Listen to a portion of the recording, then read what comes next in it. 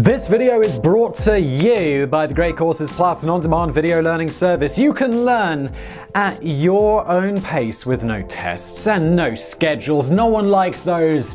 Check out a free trial from the Great Courses Plus through the link in the description below. More about them in a bit. And today on Mega Projects, well, I kind of can't believe that this is the first time we're going to Dubai for a Mega Projects video because, well, they build a lot of crazy stuff in Dubai because they have just apparently loads and loads of money to throw around. And let's jump into it, shall we?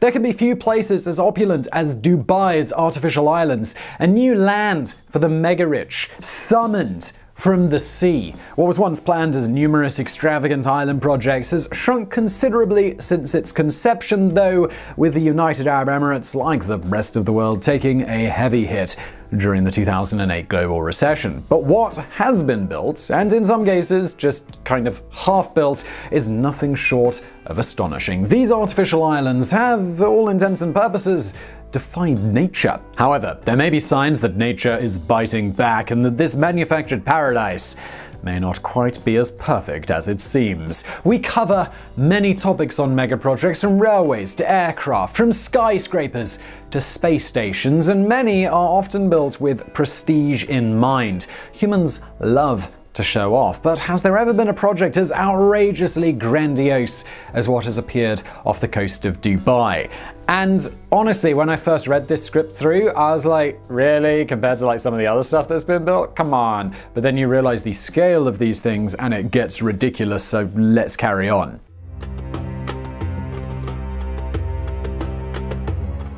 Just in case you weren't aware, business in Dubai has been booming for a bit of a while now. And if you compare it today with images of it 30 years ago, it's difficult to believe it's the same place. The city has undergone one of the most intense urban transformations that the world has ever seen, and its population has rocketed from 473,000 in 1990 to 3.3 million people today. This transformation has led to some of the most recognizable buildings in the world. The self-styled 7-star BURJ JUMEIRAH hotel sits regally on the beachfront, while further inland the BURJ KHALIFA, the world's tallest building, reaches 830 meters skyward, and I'm sure we'll be doing a video about that in the near enough future. But Dubai, and indeed most of the region, has been dependent on one thing for its astonishing success: oil. The black gold has enriched this desert region more than anybody would have ever dared dreamed it could. But oil doesn't last forever, and the rulers of Dubai knew that the city needed to diversify. Tourism was the obvious option, and the area has seen booming visitor numbers for many years now. You can ski on an indoor ski slope, tear through sand dunes in a 4x4, and with nearly 70 shopping malls throughout the city, there's plenty of retail therapy available. But these are certainly not exclusive to Dubai. No, the city needed something more, something that was completely unique, something world-renowned, and, of course, extraordinarily lavish.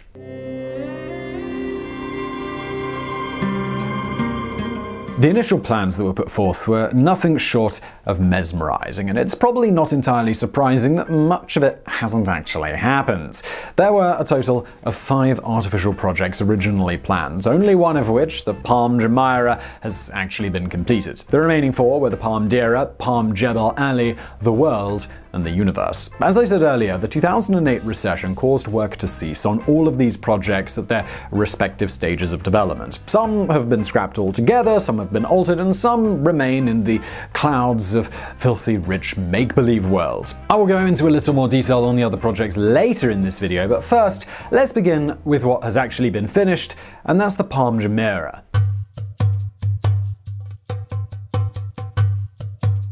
The idea of creating islands is not new, and there are lots of examples of it being done actually hundreds of years ago. The largest artificial island in the world is the FLEVOPOLDER in the Netherlands, which forms part of the ZUIDERZEE works, a vast flood protection system, which incidentally we've done a video here on mega projects just in case you're interested in that. It covers a colossal area of 970 square kilometers, significantly larger than anything that's even planned in Dubai, but, well, it's not shaped like a palm tree, so people apparently are just less interested in that. Now one of the most recognizable places on Earth, the Palm Jumeirah is also one of the world's most unique engineering feats. Over 100 individual studies were carried out to assess the plan to build this artificial island in the shape of a giant palm tree. These range from environmental concerns to materials that would be used, etc. The ruler of Dubai, Sheikh Mohammed bin Rashid Al Maktoum, had specified that no steel or concrete would be used to create the island base. Instead, it would be made entirely of natural rock and sand because, well, apparently it wasn't already complicated enough. However, plenty of steel and concrete was used in bridges, tunnels, and buildings of the Palm Jumeirah. Work began in 2001 as the process of creating foundations began. This involved some 7 million tons of rock blasted from the nearby HAJAR mountain and 120 million cubic meters of sand dredged from the bottom of the sea. This, by the way, is enough to fill roughly 120 Royal Albert Halls in London, which is a really big space. The combined amount of rock and sand used to construct this new island could build a 2-meter high wall that would circle the entire planet twice. The challenge of positioning the sand and rock was considerable. This was not simply a case of creating an island with a rough shape. The design called for a near-perfect palm tree shape, and it was through high-tech GPS trackers that the dredgers on the ground were able to spray the sand with near-pinpoint accuracy. The palm itself is surrounded by a crescent shape stretching 17 kilometers in length and 200 meters in width. The crescent was the first section to be built and acts as a breakwater to protect the palm behind it from storms and tidal surges. It also provides a rather sedate swimming area inside the crescent, protecting swimmers from the strong sea currents. After work had been completed, designers found that the water inside the crescent was actually stagnating, even though it could flow in and out of sections near the bottom. To remedy this issue, 2 100-meter wide openings were created on either side of the crescent at the top. The crescent now has a 6-meter boardwalk around it, and this is one of the most popular spots in Dubai for a sunset walk. Once the foundations had been completed, it still needed extensive preparation before anything could be built on it. Engineers used something called vibrocompaction technology, in which vibrators are suspended by cranes and lowered to the desired depth to consolidate and strengthen the ground. I mean, a lot of stuff is going to be built on here, so it's got to be strong. In total, the reclaimed land area measured 5.72 square kilometers, about the same as 600 football pitches or 4 of London's Hyde Park. The final cost of the Palm Jumeirah was to be $12 billion, and it took 6 years to complete, opening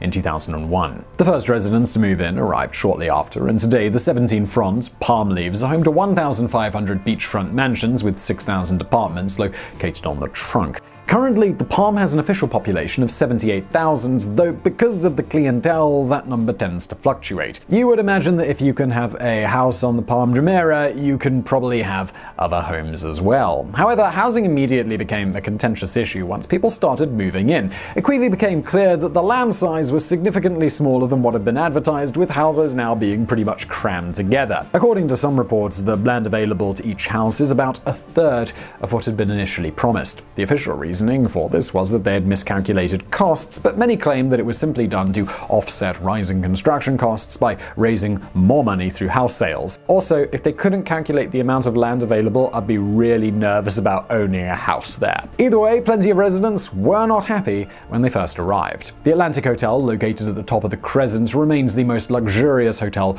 on the Palm Jumeirah, with 1,500 rooms, an enormous water park, and the Royal Bridge Suite, which will cost you in the region of $25,000 per night. But this is not just a playground for the rich like you might think. There are much more affordable hotels and apartments on the Palm Jumeirah, but you're likely to be on the busy freeway leading up the trunk of the palm rather than in a super nice location. Now, just before we continue with today's video, I do want to take a quick moment to tell you about today's fantastic sponsor who make this video possible, The Great Courses Plus. Now, if you're enjoying this video, or really just any of the videos on this Mega Projects channel, well, I think you'll love a bunch of the engineering content on The Great Courses Plus. I mean, here we really just scratch the surface and explore the stories behind these incredible constructions, but if you really want to get into how they work and get deeper into the technical and engineering side of things, Definitely go over to Great Courses Plus and check out their engineering material.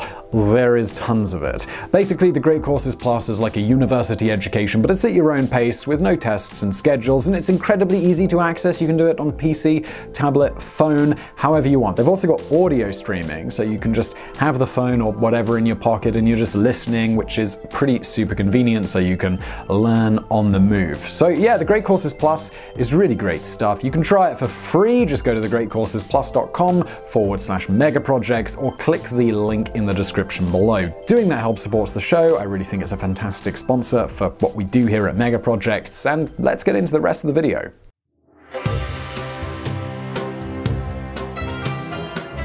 A monorail connects the Palm Jumeirah to the mainland with a 300-meter bridge, while the crescent and the top of the palm are joined with a 6-lane underwater tunnel 25 meters below sea level. This was built with 200,000 cubic meters of reinforced concrete, 30,000 tons of steel, and 110,000 tons of rock. The tunnel was built under dry conditions, which means that all of the water had to be pumped out. Now, if that sounds strange to you considering it's in the sea, well, two 1.2-kilometer-long dikes were constructed on either side. This formed a dam, and then more than 5.5 million cubic meters of seawater was pumped out over 45 days, along with roughly 2,000 fish which were relocated. Now, all of this sounds lovely, saving the lives of 2,000 fish, but as I'm coming to, the environmental impact of this entire project makes that kind of seem like a bit of a drop in the ocean. But a bum bum tsh.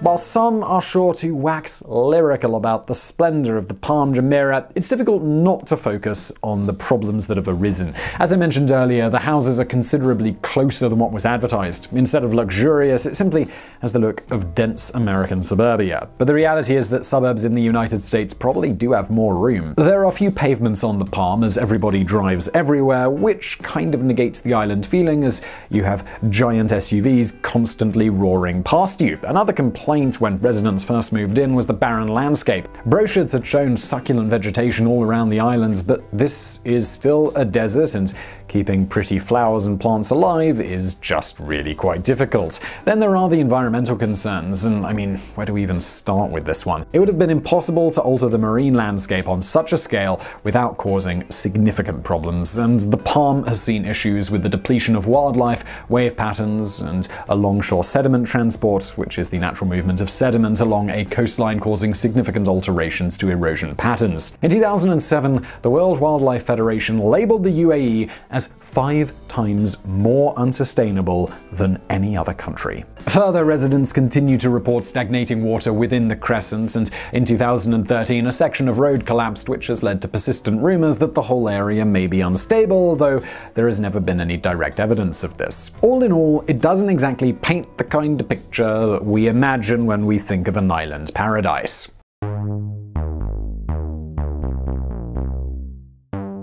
As unique as the Palm is, it's nothing compared to what is under construction to the east of it. The world is a series of small islands in the shape of, well, you guessed it, the world. And during the heyday of sales in 2007, it was billed as the most exclusive place on the planet, with prices of the islands ranging from $15 to $50 million. Separated into continents, then subdivided into individual countries, it's difficult to compare its magnitude to anything else. The plans for some of the islands were nothing short of extraordinary, and I'm not sure if extraordinary is the right word here. Ridiculous would also fit. The Irish Islands were set to recreate the famous Devil's Causeway, while in China a faithful reproduction of Shanghai skyline was planned on a small desert island off the coast of Dubai. We really couldn't be making this stuff up. Somalia had been purchased with the sole intention of creating a golf driving range for the private island holders to hit their balls into the sea in peace. Basically, the plans were about as decadent as you're ever likely to get. And it's enormous, with 300 individual islands in an area totaling 9 kilometers in width and 6 kilometers in height, almost 7 times the size of Venice, which it has been compared to, as the only means of transportation will be boats or helicopters. helicopters. It is again encircled by a breakwater for protection, which measures 32 kilometers in length. But no sooner had the 320 million cubic meters of sand, enough to fill the giant Melbourne cricket ground twice, and 25 million tons of rocks been laid to form the islands, than the recession tore these plans apart. Work immediately ceased, and eventually several owners of the islands were sent to jail, with one even committing suicide as investors vented their fury over their now disappeared money. Billions in construction contracts simply evaporate, and it was revealed that Dubai World, the administrator of the entire project, had debts of over $60 billion. Though 60% of the islands had been sold by 2008, for the next 10 years there was practically no construction on the world. Indeed, only Lebanon saw any building, and it now has a hotel on it. But things are moving once again, or rather, I should probably say they were moving, since 2020 is shaping up to be a bit of a disastrous year. Joseph Kleindienst, an Austrian property developer, has announced plans to transform the Heart of Europe area of the world, and it will include Swiss-style ski chalets, an Austrian castle, Russian palaces, as well as an Ibiza party hotel, and 4 hotels based on places: Munich, London, Amsterdam, and Scandinavia. In many ways, what was happening before 2020 looked remarkably similar to 2007. Vast, lavish projects were unveiled, but experts remained dubious that this project would achieve what it set out to anytime soon, but I mean, who knows?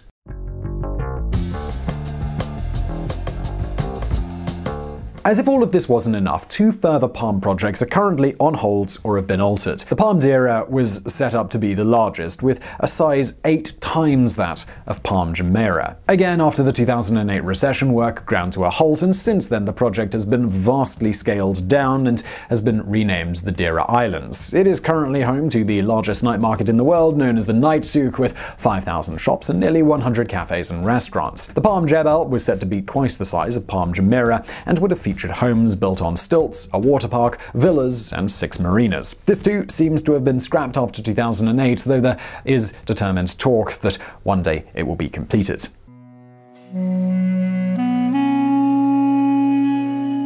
It's difficult to really know what to say about the artificial islands in Dubai. I mean, on the one hand, they're these extraordinary examples of what humans could really build, but on the other hand, there's something slightly distasteful about what has been created. The Palm JUMEIRAH is certainly not what it was cracked up to be, and some of the plans that have come and gone over the years involving the world have been nothing short of Playboy-esque. Not that there's anything wrong with Playboys, but it's difficult to see the world as anything but a glorified playground for the mega-rich. We're only halfway through 2020, and it's already looking like it could be a year that profoundly changes the world. Whether there will be an appetite for such lavish spending in the near future, well, I'm not sure. Then, of course, there are the environmental issues. Can places like this really be sustained as the effects of climate change begin to tighten? The artificial islands have been designed with a very specific clientele in mind, and because of their exclusivity, it's difficult to see them having the same kind of global effect as other mega projects. The ruler of Dubai may have bitten off more than he can chew with the artificial islands, and a second recession could well be the nail in the coffin for some of them. These projects are a timely reminder that nothing in this world is for certain, even for the Sheikh of Dubai. So I really hope you found that video interesting. If you did, please do smash that thumbs up button below. Don't forget to subscribe. Please do check out our wonderful sponsor, The Great Courses Plus, link below. And thank you for watching.